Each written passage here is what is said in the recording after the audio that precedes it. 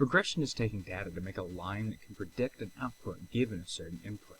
Simple linear regression is, as the name implies, simply linear, as opposed to quadratic, exponential, etc.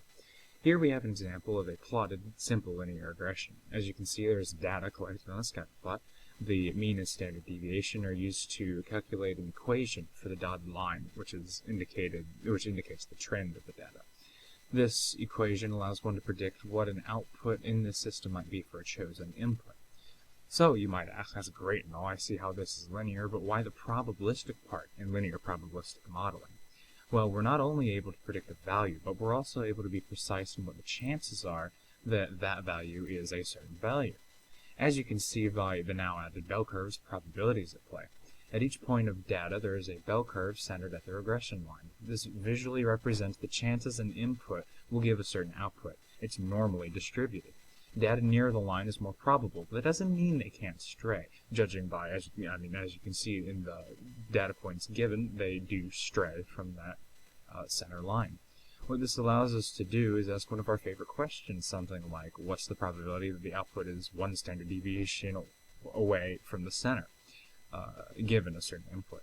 This discrepancy is also shown in the equation. You might have noticed that the equation isn't your typical slope and y-intercept, and epsilon added to the end accounts for the error that occurs due to the probabilistic nature of the model.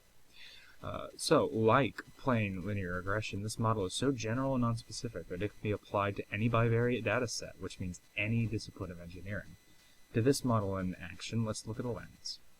So here on the left, we have a lens with the different example sources of light and how the light interacts with the lens given by the lines. So the place marked object is the origin of light. That's where the light starts. The light starts at the origin, goes straight towards the lens, bounces off through the focus, and ends up at the image location.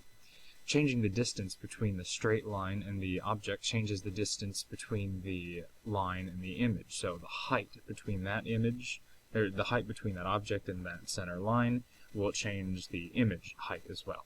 In a perfect lens, since the object is directly above the center in each example, these distances should be the same in magnitude, i.e. the distance for the object and the distance for the image. However, all lenses will be slightly imperfect, causing differences in these distances.